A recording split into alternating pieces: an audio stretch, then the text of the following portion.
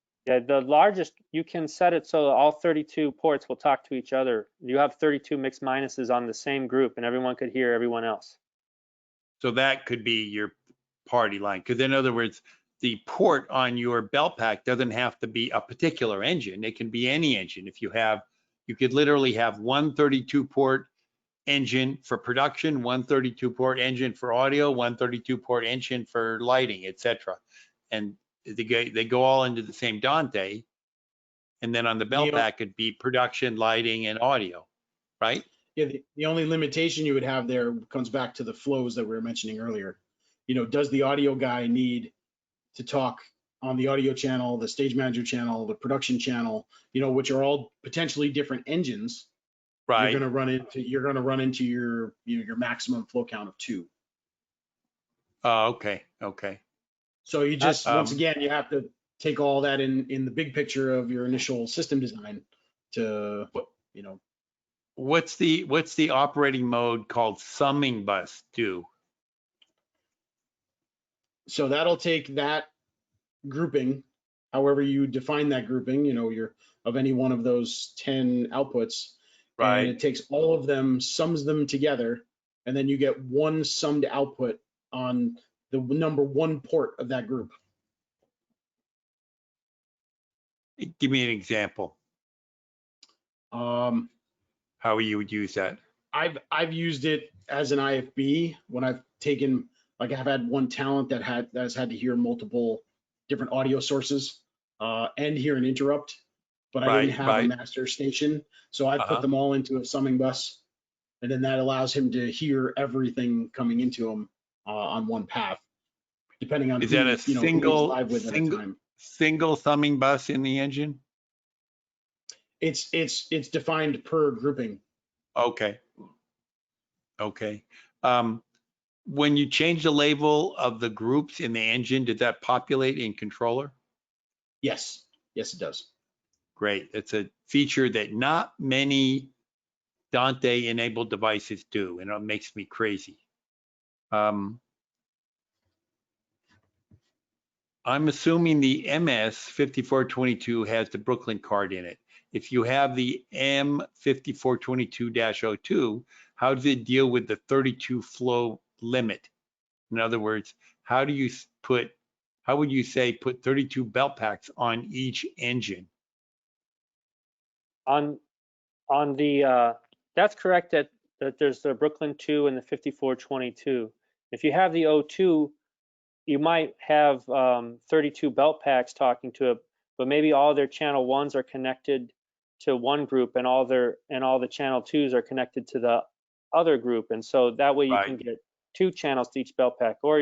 But typically there's a more complicated system setup because there's program inputs coming in, or not all the, maybe some people are using the second channel for a listen only or for a private communication. Going back to my consternation over the name channels, Mark Kennedy suggests a name change from channels to ports. Because in my mind, a channel is like the party line channel, the party line PL. And you kept saying, no, those are ports. Well, let's call them ports. That makes much more sense to me. Yeah, because I think of it from the matrix level, which to me that would be a port. You know, on any other matrix system, that would be a port. Is pass through sort of like a loop back? Does it feed back into your same controller? You take that port and pass through to yourself? Not usually. The pass through is just you configure a group of, let's say you have a group 4 channels wide, and you set that group to pass through mode.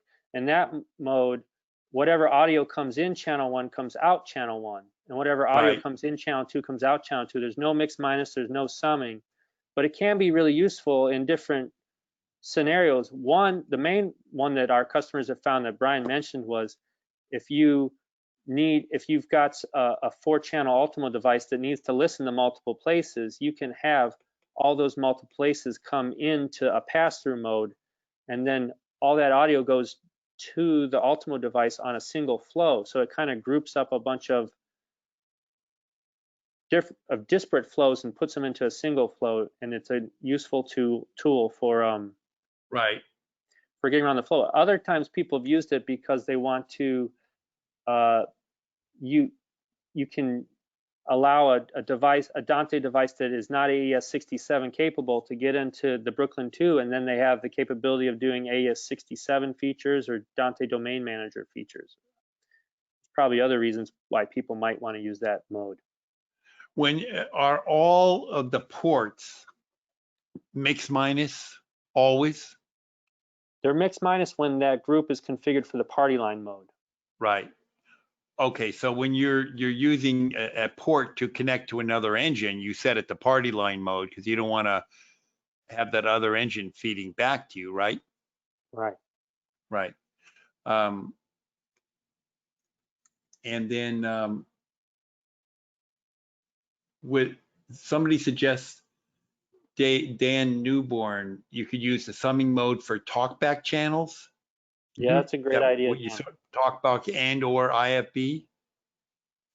Yeah, talkback's a good one. You know, when you have, I mean, it depends on the show. Some shows, the producer director like individual talkbacks from every talent. Some Right. of them like everybody just to come out one Wooler. So Right, you can take the right. talkback from all the announce boxes, put them into a channel of your engine as a summing bus, and then take one output, and then you can feed it wherever you need to send it. Okay. On the Model 206, the volume controls on the front can be set to control the mix of program versus interrupt, or just program and interrupt, or are there two different modes? Is one volume for program, one volume for interrupt, or is there a overall volume and a pan between them? That's what I'm trying to ask. Yeah, there's three level controls on the front of the 206. If you want to, that's on slide 4, Peter. And in ST Controller, you can configure what each of those knobs controls. There's Control A, Control B, and Control C, and you can control does knob A control Dante inputs 1 and 2, and does knob B control Dante inputs 3 and 4, and does knob C control your side tone? That's one popular choice. Or maybe the interrupt is on A and is on input 1, and the non-interrupt is coming in Dante receive channel 2, and then you have a pot for each of those two channels. On this one here, you can define those A, B, and C volumes to be different things, different kind of operation modes, right? Right. What are the different modes? Could it be A, B, C volumes for the 1, 2, 3 talkbacks, or? They're all for your listen channels. So it could be channel 1 on A and channel 2 on B and channels 3 and 4 on C, or it could be channels 1 and 2 on A and channels 3 and 4 on B and side tone on C. I don't remember all of them, but there's 5 modes, I believe. Yeah, I've seen a lot of people utilize it like interrupt would be on A, non-interrupt would be on B, and then C would be like a master volume. So you can you can make your blend and then take the whole thing up or down. And all those are adjustable in ST Controller. Yes. So they can be changed dynamically as you need it. They don't. Are there any dip switches left at all on the units? The 214 we saw still has, people. The 214 that we were talking about originally still has dip switches. For the headset volume control. For the headset volume. Yeah, there's several different things. That's one of the different things you can configure with the dip switches, but we haven't put the dip switches on any newer products that come to mind. Right, right. Yeah, the original 380s had them, and the original 374s had them as well. And they controlled like mic gain and, like you said, the configuration of the ears. But a lot of that in the newer stuff in ST Controller is a lot more flexible. How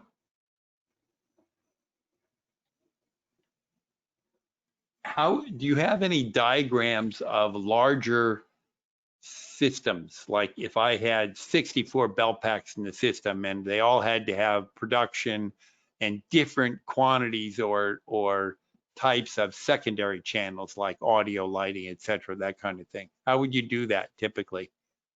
Because obviously everybody gets production all the time. So you've got to have enough production ports for however many belt packs you have, right? Right. I'm trying to think if I have any drawings. I don't think I have any. I don't think I have any that would suffice that I could get quickly. Does the 4-button belt pack still only have 2 flows? So each flow typically is 4 channels though, right? A flow can have channels of anywhere audio. from 1 to 4 channels. Oh, but I mean, a flow is 4 channels in each direction, correct? In one Yeah. device. In one device. But what you were saying, be careful about your flows. If you're using different mixing engines, how does that use up your flows that we're talking about quicker than normal? You may have to duplicate channels, like we said, daisy chaining different engines together and configuring those engines differently based upon your deployment and how many belt packs would how many channels of a belt pack would have to talk into the system. The larger you get with this, the more and more complicated it gets in that scale. On top of that as well, you also have to worry about your multicast bandwidth. If you're, because these are the Ultimo chips, which only are the 100 megabit chips, you can run into problems where, in typical networking, protocol, you don't want to exceed about 70% of your overall bandwidth of your network. So if you start, multicasting a lot of different items, and you start looking at that bottom of Dante Controller and it's telling you how much you're utilizing, if you start using 70, 80, 90 megabits of traffic, the problem lies in not on a Studio Technologies level, it lies in on the Dante level, where the Ultimo chip doesn't know how to discern out of that 100, out of that group, that giant mass of information that's coming to it, the little bit of kilobits that are actually for it. It still thinks, it takes in that whole mass of information, and it gets confused because it doesn't know what to do with all the extraneous information it doesn't have, or it doesn't pertain to it, I should say. So, it all equates into deploying your system where it's going to take you that little bit of extra time on a large scale like that to really think this through and figure out, how you're going to deploy it. Mark Montgomery has a question. He said apparently he had situations where he couldn't create enough ports with mixed minuses, so he used a group mixed minus instead. But obviously he then gets side tone with latency. Any suggestions to minimize that? You shouldn't have I'm confused about the side tone part. It should still only not return the audio of people talking there. So in the belt packs, the side tone is created locally. Right. Correct. So what he's really hearing is a non-mixed minus port. And near as I don't quite understand what he's asking about, because maybe it's just not programmed right, because you should be able to program a mixed minus all the time. Yeah. Maybe you can ask another question and explain the exact situation where the problem was.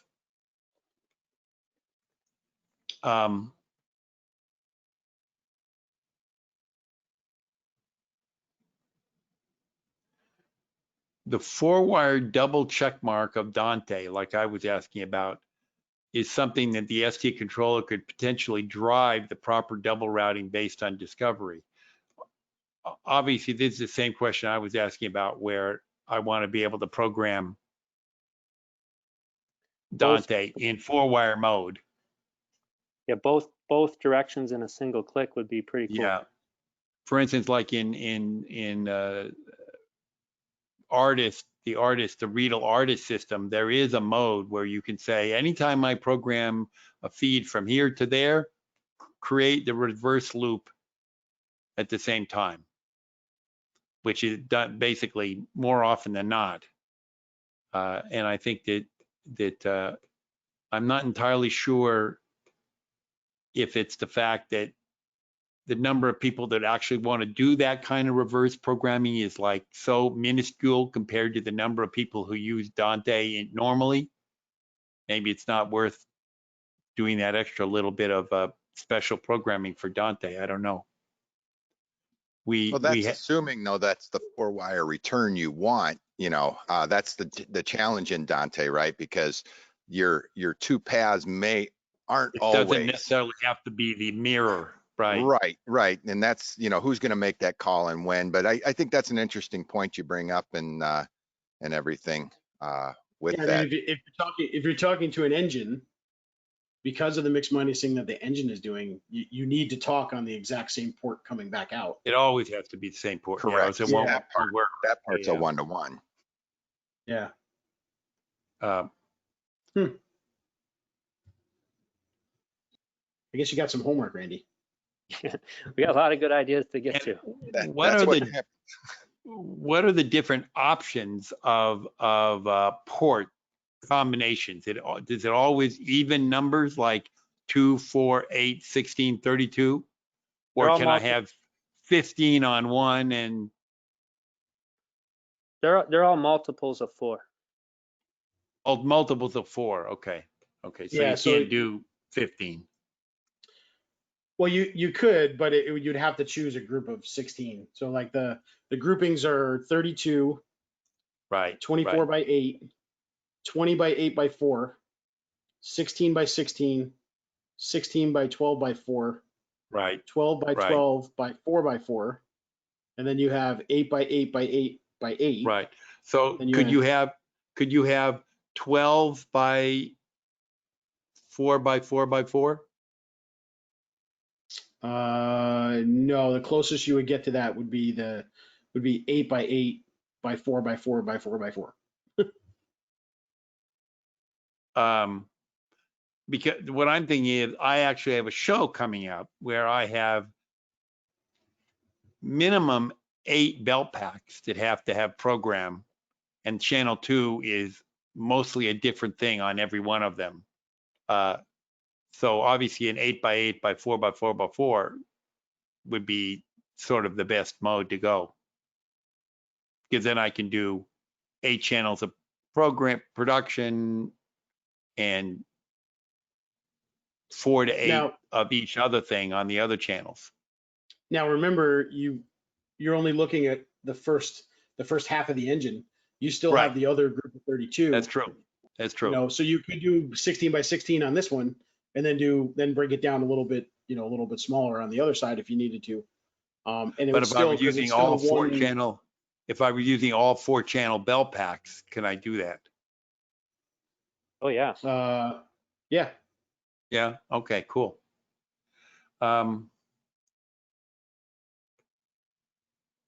So there's a question here.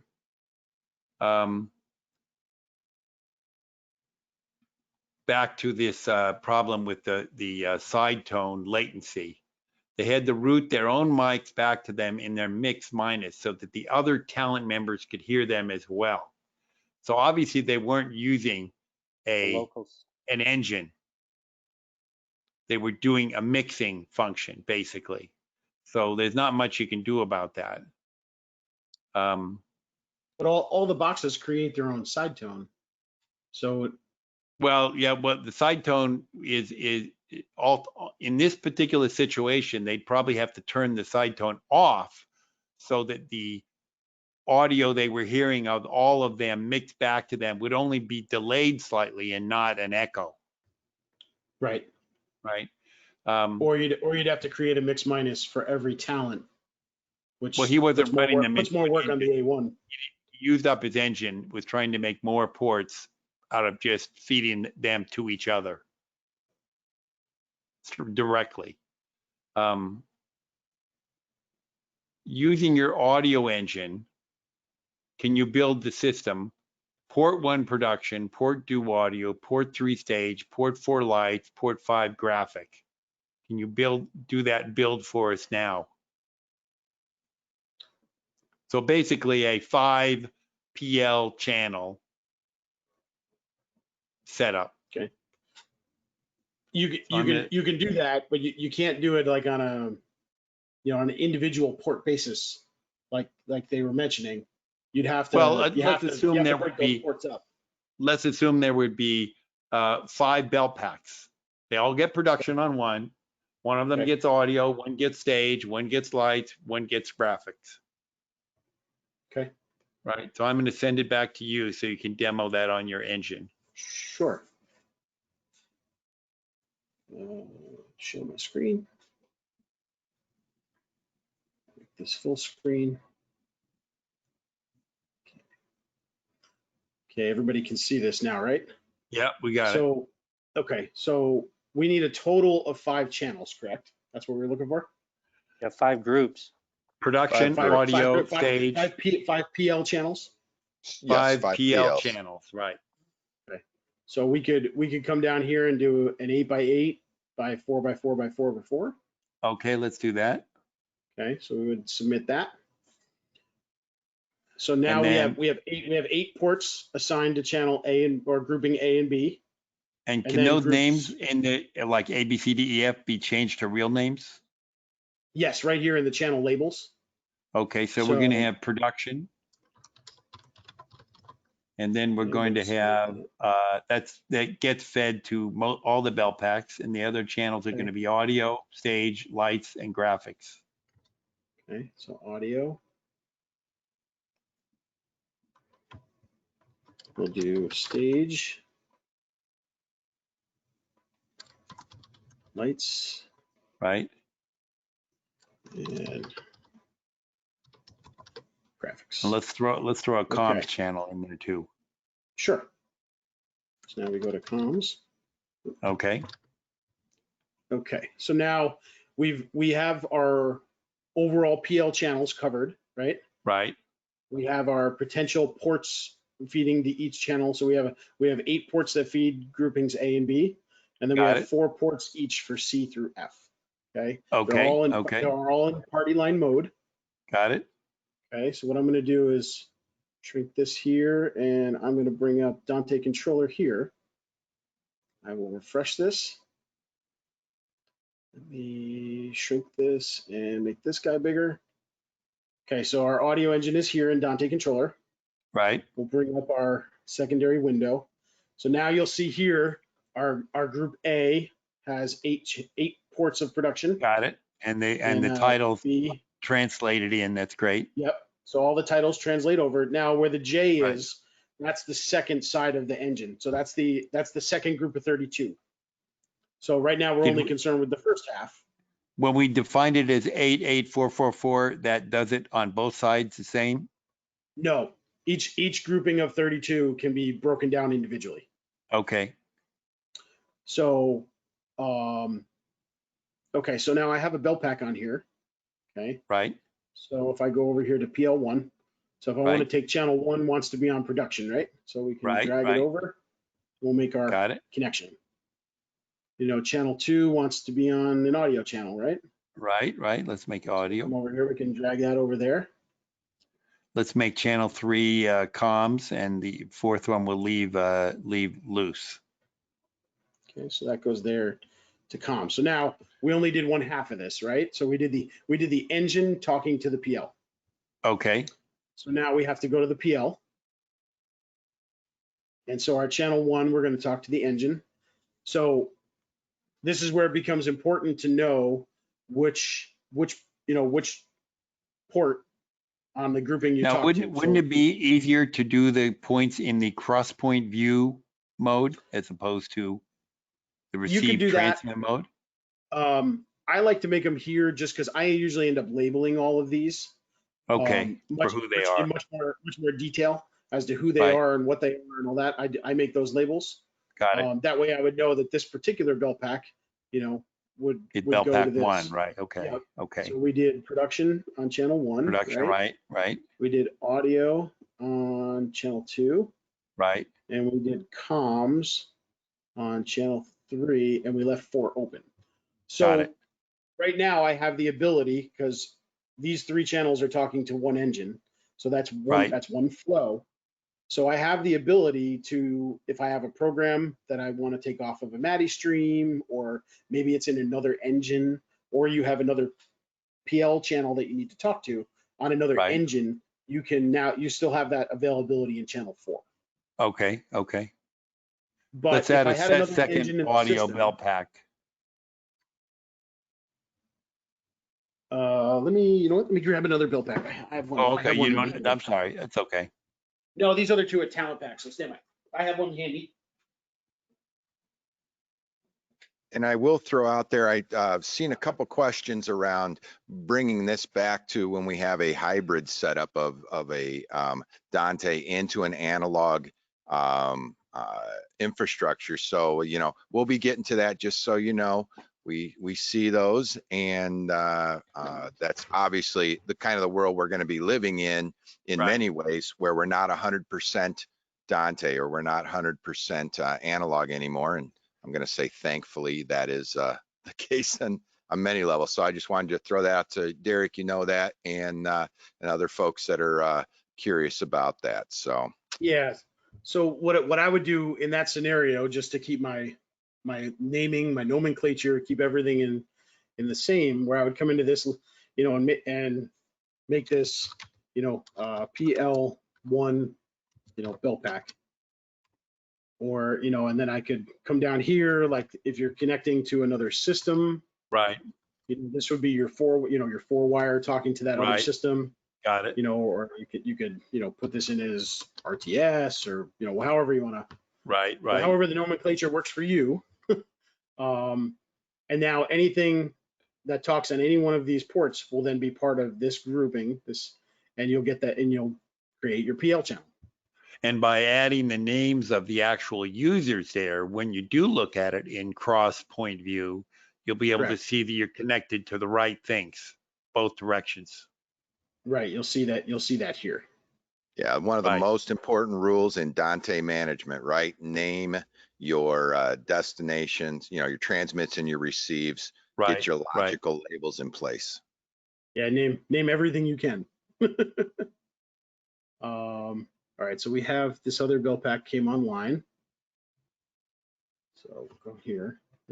These are some old routes. We'll just get rid of those. It's there. Okay.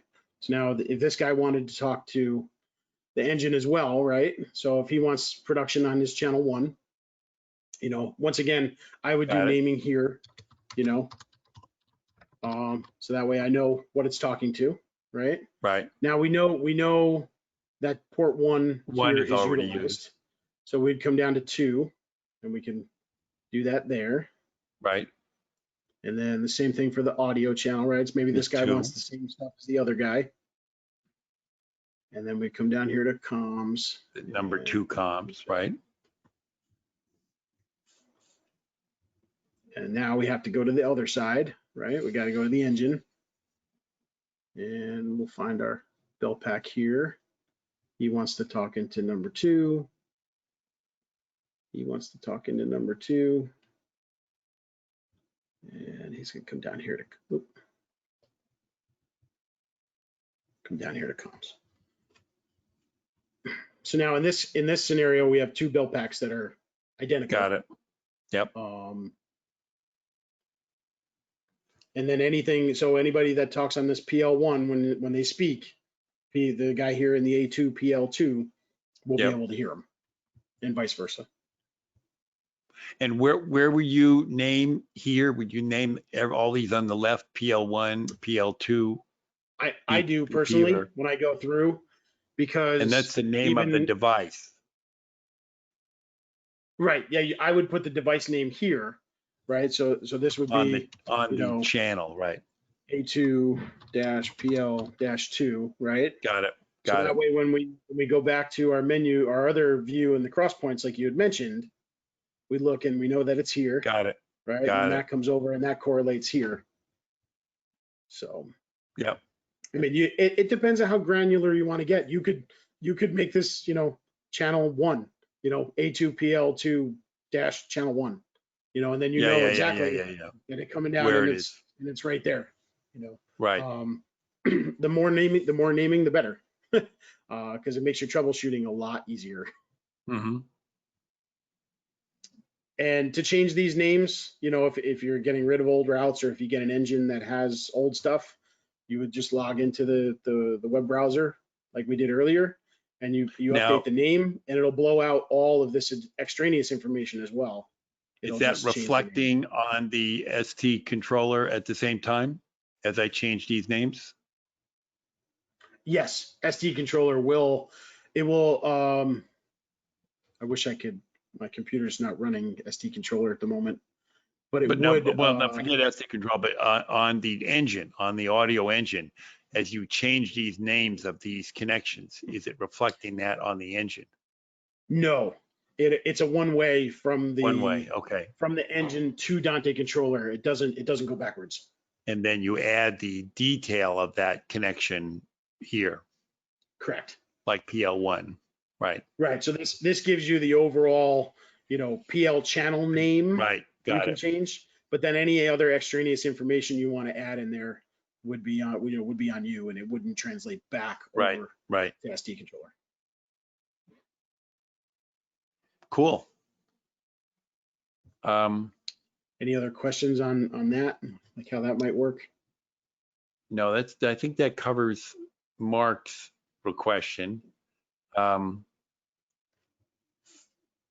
Let's say the 5422 is interfacing with a truck running an Atom frame. How do we strap ports to the dedicated camera PL interfaced with the CCUs? Well, it's going to be a 4-wire from the Atom.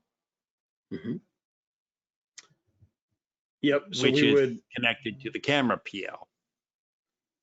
Right. So you guys can see the engine now, right? Yeah. Yeah. Okay. So, you know, like, let's go to our second engine, just so we don't keep playing around with our first one here.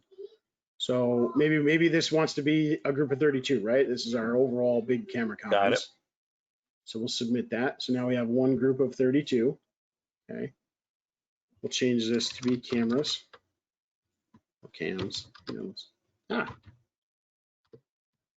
Submit that. Okay, it's set in the party line mode. Right.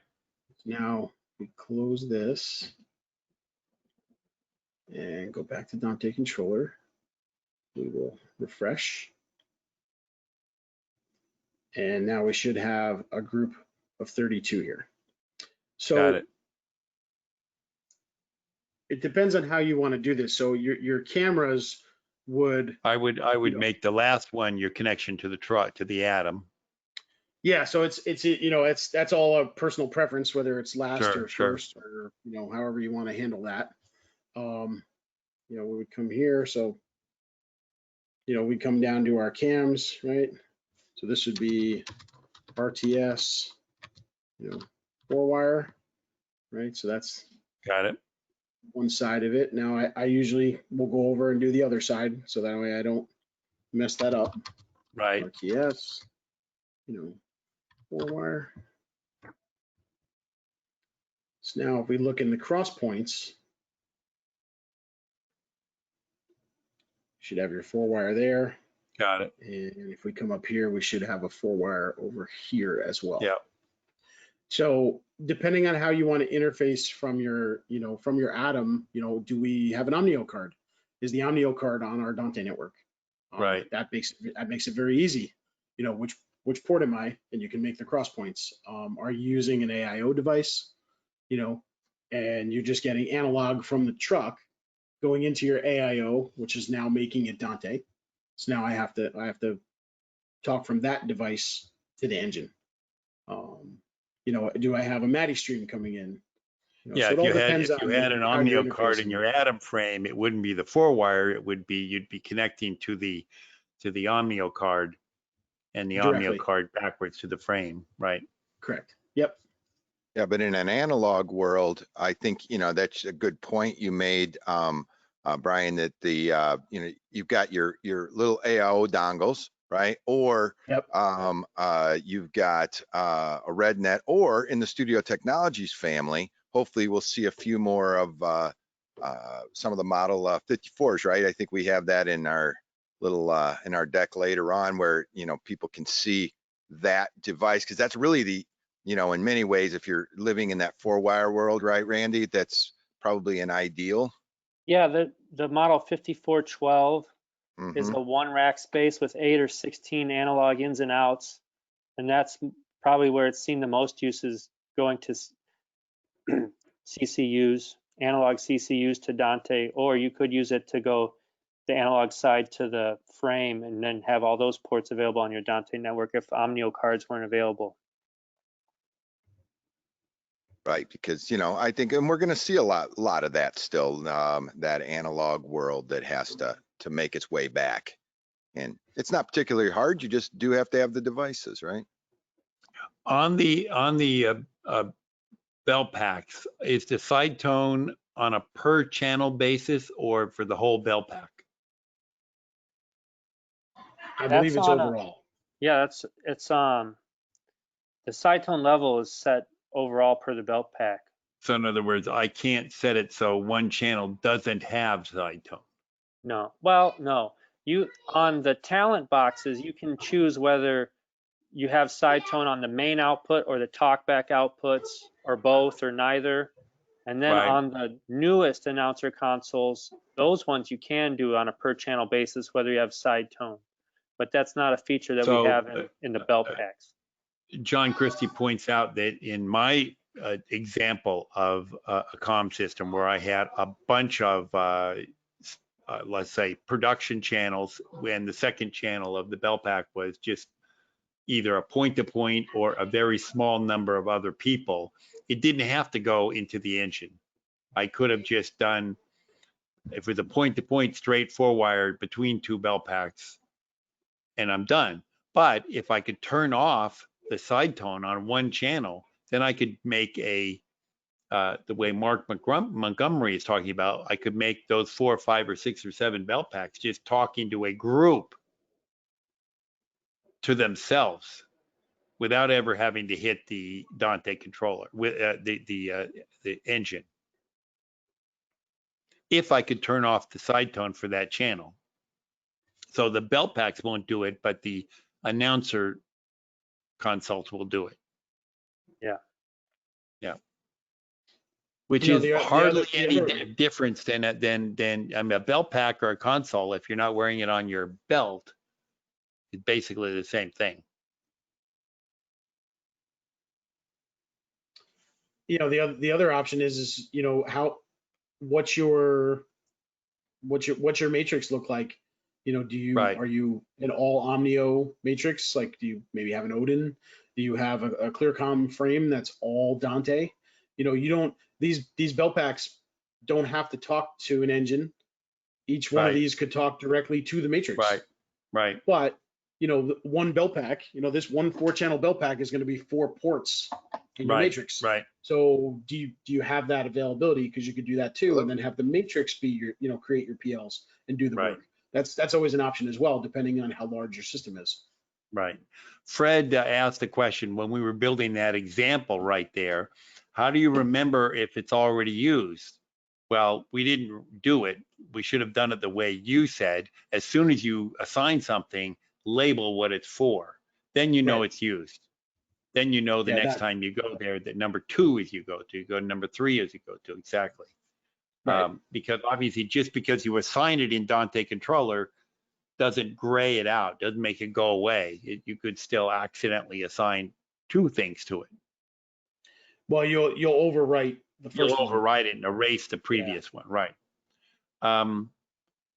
In your software, when you're naming, can you import the names from a spreadsheet if you've got them in your spreadsheet?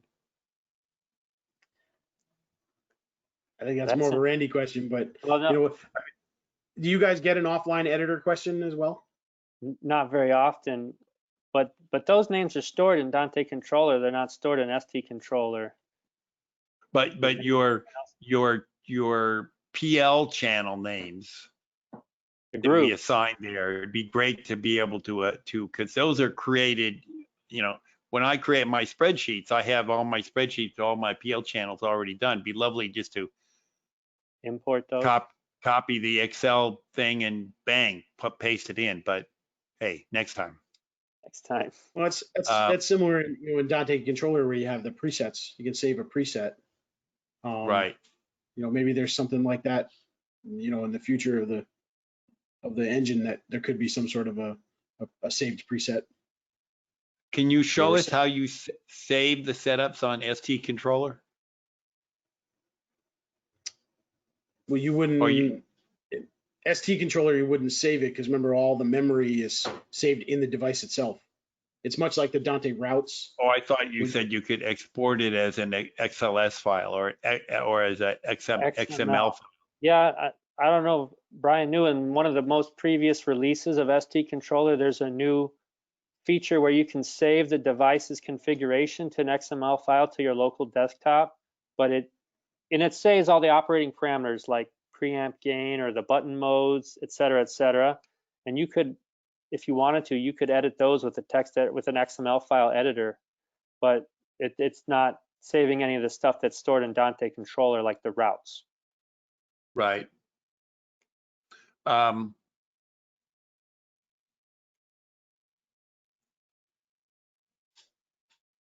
Does in both of those devices,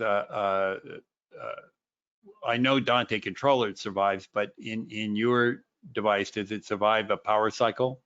Yeah, it's all saved to non-volatile memory. Yeah.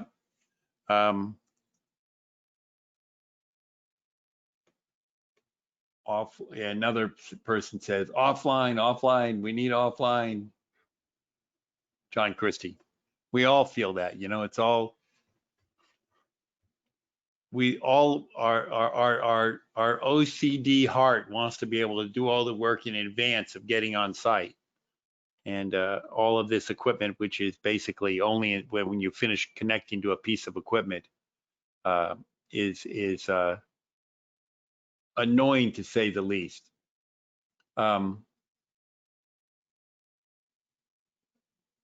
No more questions at the moment here. So anything else you want to cover or talk about? Yeah, I think Kelly was wanting to talk about the other analog interfaces, like to analog. Yes. Yeah, definitely. 2-wire. We want to. Well, let's go back to those slides, I think, so we can take a look at some of those boxes there. Let me go back to them here. Oh, do you need me to change No, the presenter? I got it. Okay. I got it.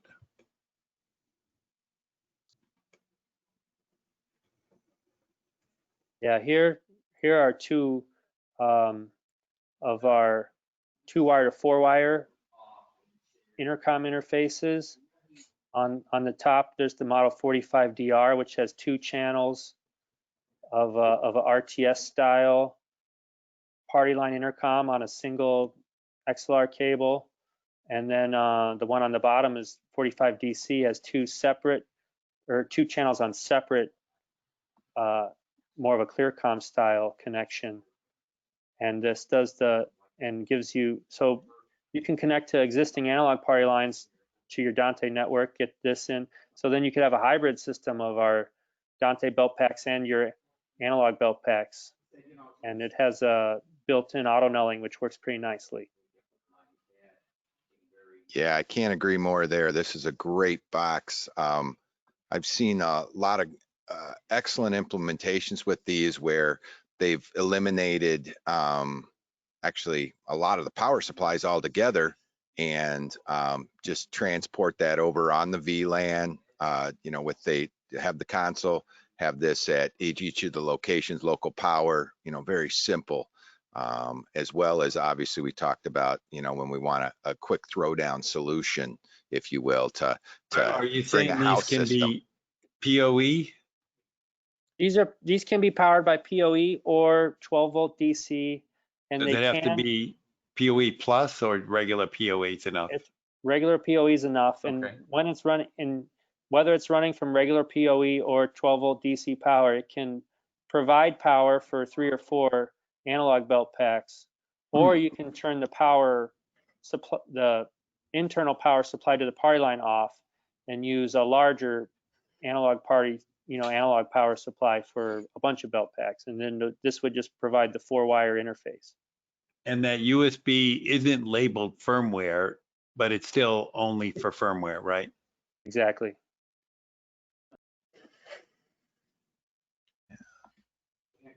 Let's see, and so obviously, I'm a huge fan of the 45. Ever since that, those are great solutions. And one of the questions about bringing in the house systems, bringing in these outside to a Dante network or vice versa, right? I think in a lot of ways we've seen, I'm seeing more of your belt pack products in the field that are running Dante and need to come back into an analog third-party world.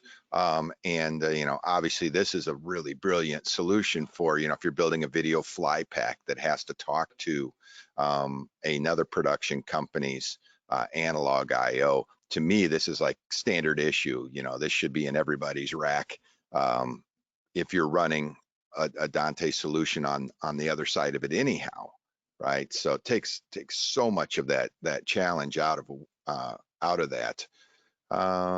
Let's see. Randy, are there rack ears available for these, like that you could rack them side by side, like Kelly was saying, if you're on some sort of a touring scenario where you don't know if the building's going to have RTS or the building's going to have ClearCom, that you could rack one of each of these side by side? Yeah, there's rack mounts available to do just that. You can find them on these products website, on the product page on our website. Just like the regular 45, an appropriately wired Y cable will take the output of the 45DR and put it into your ClearCom. But do the dip switches adjust the level? Are those level adjustment switches? These dip switches don't adjust the level. These dip switches turn on and off auto null, and I forget what the other ones are, but we didn't have the level adjustment because we designed the 45 DC so you didn't need with the revised level, so you don't need to make that change. And you wouldn't need the Y cable either. So the 45 DC is dedicated for that function. Yeah.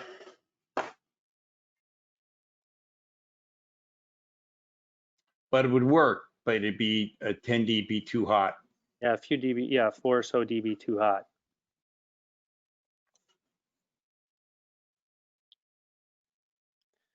Yeah. So Pete, it looks like we had a couple interesting, one more of a kind of a use scenario, and then the other being an idea from Mark. Consider adding a fiber connection to the Model 45, which is an interesting idea. A little SFP.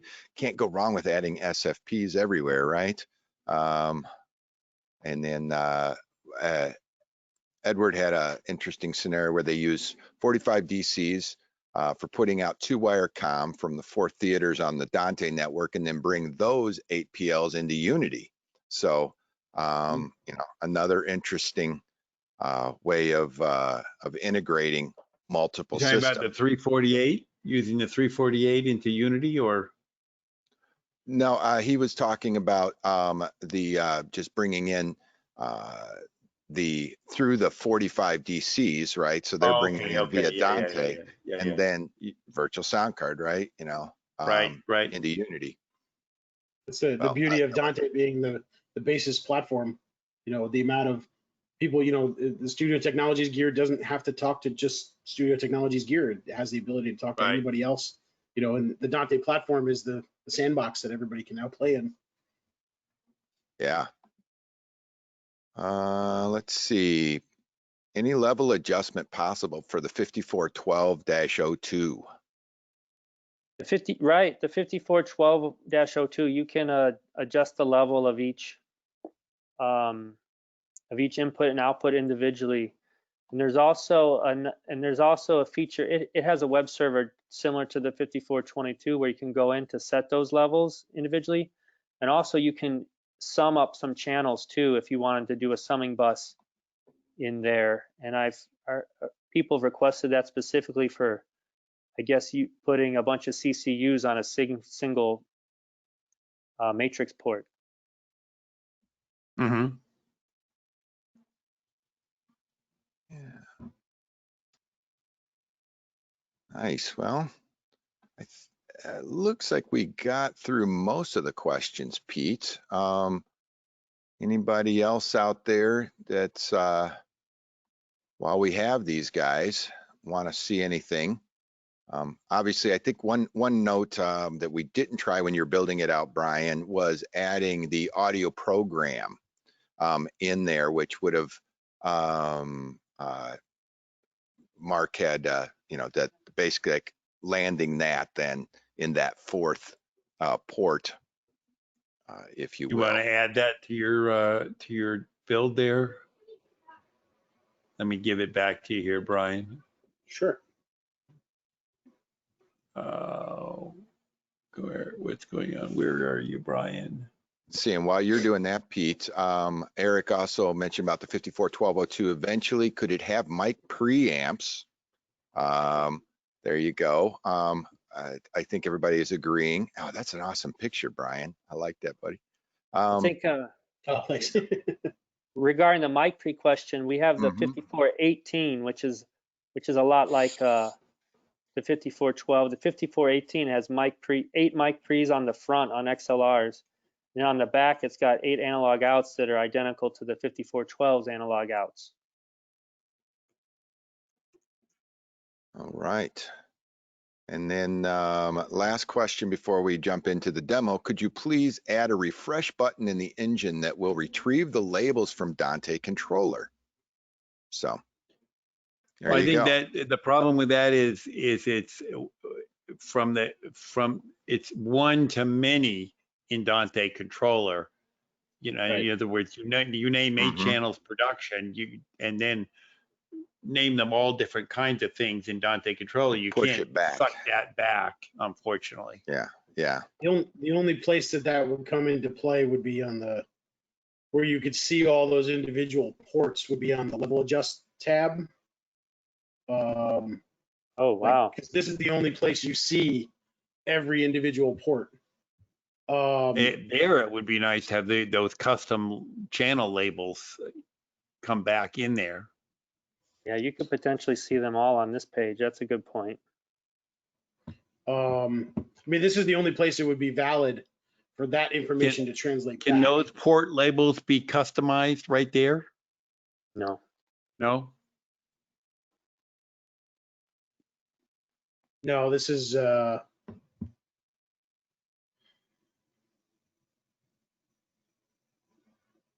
Yeah, we'd like to be nice to have at the very least a little notes column that you could fill in things, I mean, the only other way to translate it really is to have Dante Controller open side by side.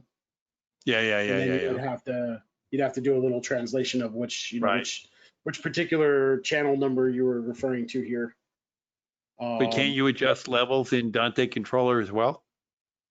No, Dante no, Controller is just notes. And I believe this is 12 dB, right? Either way. I'm trying to struggle to remember. It's either 12 or 20. I think you're right that it's 12 dB up or down. See if I try to go higher. No, it's only 12. Okay. That's our winner. It would be minus 12 too. So yeah.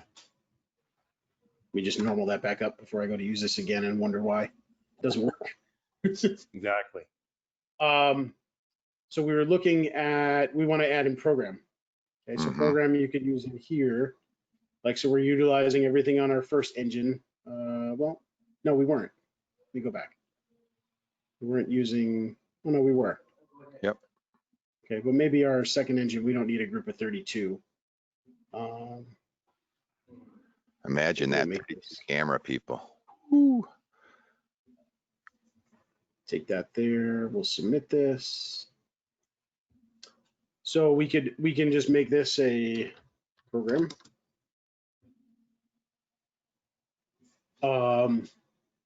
You could leave it as a party line.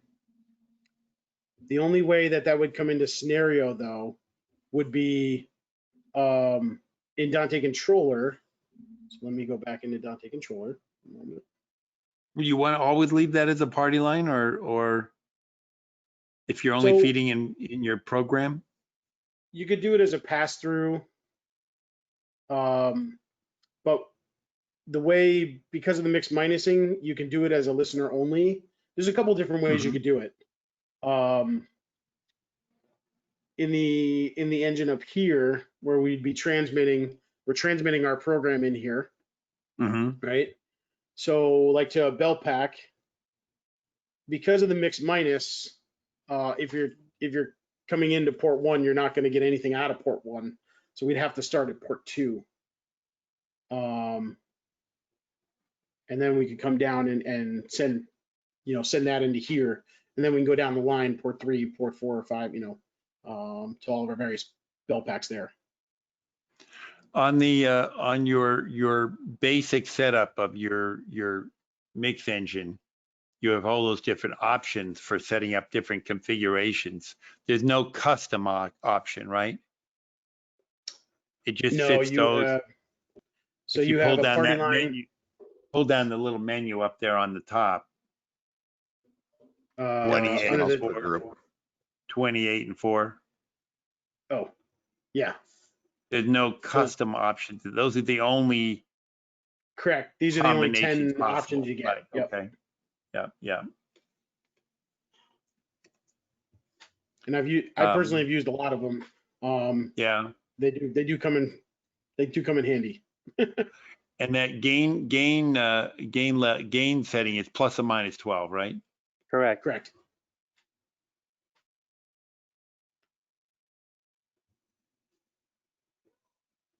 And that was on a per port basis. So like we have 1 through 32 is the first portion, and then you start here at 33, and that goes down through 64. Actually, in your controller, you have those level setting channels right there. If you could label those and push those out to Dante Controller, that would save half your Actually, issue, because yeah, obviously they're a one-to-one thing there. Correct. Right. Yeah, that might be an easier way to do it, Randy. If this became a writable line, you could have both and make that a writable line and push that one out to that one channel in Dante Controller, both sides. Right. That'd be pretty cool. And we'd also have to think about, is there a way to get it from a file somehow? And you'll have to name that the John Christie method. And John Christie, I like it. He came up with that idea. that actually would be pretty handy, because then you could do all your legwork in here. Yep. And then everything would cross over to Dante Controller, and all you have to do is make routes. And if you had to edit a name, you change it here, push it to Dante Controller, shows up in both sides. Mm-hmm. Yeah, that's We're never happy, Randy. Never happy. Your homework list is getting longer. I like it. That's right. This we like to be discontent in a good way, right? We're always striving for improvement. Yeah, exactly. And I think one of the things that we briefly touched on, but just wanted to remind everybody, the engine, as powerful as the engine is, these packs, they talk one to each other, right? If you've got a Dante network and you've got Dante Controller, there are some, especially I'm going back to that fly pack example where, whether it's the 4-channel, whether it's the 2-channel belt packs, a lot of this, again, you have to manage your flows. So, it takes little planning, but there's a lot of opportunity there with this product. And, keeping it straightforward for a lot of the users. I'm thinking of people that have streaming fly packs that are dropping into an event, and they have a pretty small group of people coming in, and they need to be able to talk, take a feed from the house or from the production PL. So again, you've got your 45 right there, or 4-wire, however you want to do that, and then a handful of packs, and you're off and running. And so with a little thought, you've got Randy's contact info here, obviously Brian and CP Communications. Brian, thank you for being a part of this. Sorry for Brian's the technical difficulties in the beginning there. No, it's okay. welcome to live webinaring. It's a world of webinaring, exactly. Yeah, we're all good, and it's a good deal. And Mark, thanks for that kind note with the good session and the demo. We know people love demos, so we'll keep coming up with those. And Brian's kind of our demo go-to guy. It's like, hey, we really want to work on this topic. And and thanks to your bosses too, Brian, for definitely for freeing you up to be a part of this. I think CP has been just a brilliant partner throughout this whole El Corona moment, when we're just like, hey, we need to learn, and I appreciate that, because that's kind of how our industry gets better, is being able to share and to bring these things. And Randy, thank you so much for being a part of this. And, definitely, Randy, thank you very much. Yeah, we when we connect, I'm like, hey, what do you think about coming on? So this is cool. You stepped up, and we'll keep this going. Keep the questions coming, but you got his email here, folks. If you got any questions, start thinking about those scenarios now. We're going to be back in the field. I saw one of the questions that came in, Pete, was around besides Dante Controller with their laptop for an A2, right? One thing that came to my mind I wanted to throw out to you, I just bought one myself on Amazon, was a cable checker with PoE built into it, so I could verify my PoE level coming out of a port, right? And get a cable checker that has PoE with it. It's I'll look it up right now, but I paid a whopping $40 for that one, and I'll put the link up on that, and there's another one there. And with these cable checkers, you can look right away. You can check your voltage, make sure you're good, because that's one of the big challenges when you move to an all digital booth kit, or you move to kind of an all digital scenario. People are like, but how do I can take my Q box and I could listen over here, right? Well, you got to listen differently now. You're listening for 48 volts DC, kind of like a microphone would have, right? Your cable quality, your cable connection is obviously very important. And then those diagnostics, once you're, whether that's carrying a small little laptop with you up to the booth and being able to plug into the network switch with Dante Controller to see that route. There you go. There's Pete's PoE tester.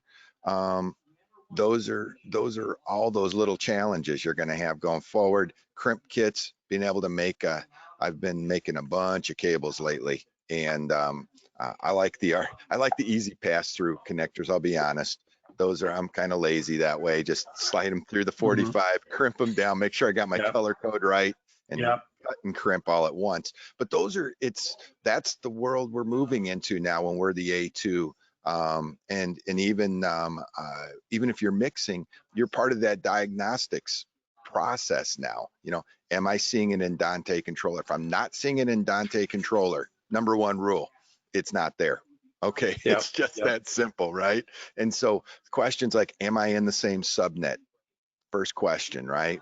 I love ST Controller because it has that discovery tool.